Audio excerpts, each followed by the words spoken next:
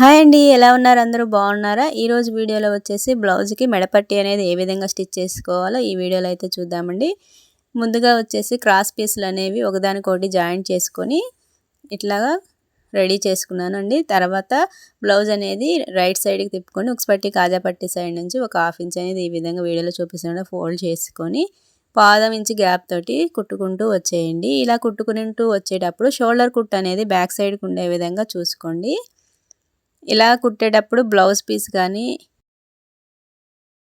మెడపట్టి కానీ ఎక్కడ కూడా సాగదీయకుండా ఇలా ఫ్రీగా వదిలేస్తూ మెల్లగా స్టిచ్ వేసుకుంటూ రండి. మీకు రౌండ్ తిరిగే దగ్గర ఇబ్బందిగా అనిపిస్తున్నట్లయితే నీడిల్ అనేది కిందకి దించి పాదం ఇలా పైకి లేపి మరలా సరి చేసుకొని స్టిచ్చింగ్ అనేది స్టార్ట్ చేసుకోండి. అప్పుడు రౌండ్ తిరిగేటప్పుడు మీకు నీట్గా రౌండ్ అనేది తిరుగుతుందండి. ఎక్కడ కూడా పాదం ఇంచ్ అనేది తగ్గకుండా పెరగకుండా స్టిచ్ వేసుకుంటూ రావాలి.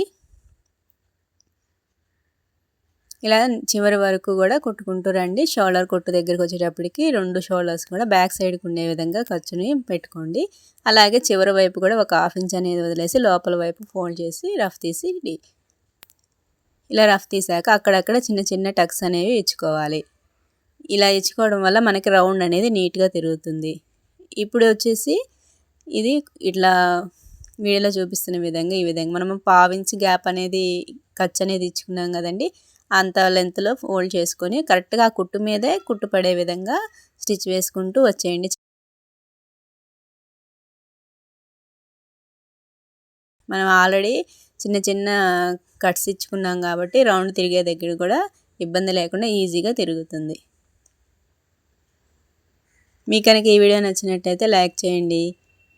అలాగే మీరు ఎవరికైనా మీ ఫ్రెండ్స్కి కానీ రిలేటివ్స్కి కానీ ఉపయోగపడుతుంది అనుకుంటే ఖచ్చితంగా షేర్ చేయండి. ఇంతేనండి మెడపట్టి స్టిచ్చింగు. ఇలా స్టిచ్ చేసుకున్న తర్వాత ఎక్స్ట్రా ఉన్న పీస్ని ఇలా కట్ చేయండి. బిగినర్స్ అయితే కొంచెం జాగ్రత్తగా కట్ చేసుకోండి. ఇలా ఎక్స్ట్రా ఉన్న పీస్ని కట్ చేసేసిన తర్వాత దీన్ని లోపల వైపుకి ఫోల్డ్ చేసుకొని హెమ్మింగ్ అనేది చేసుకోవాలండి. ఇట్లా హెమ్మింగ్ చేసుకున్నట్టయితే నీట్గా మనకి బాగుంటుంది. చూసారా ఏ విధంగా నీట్గా వచ్చేసిందో.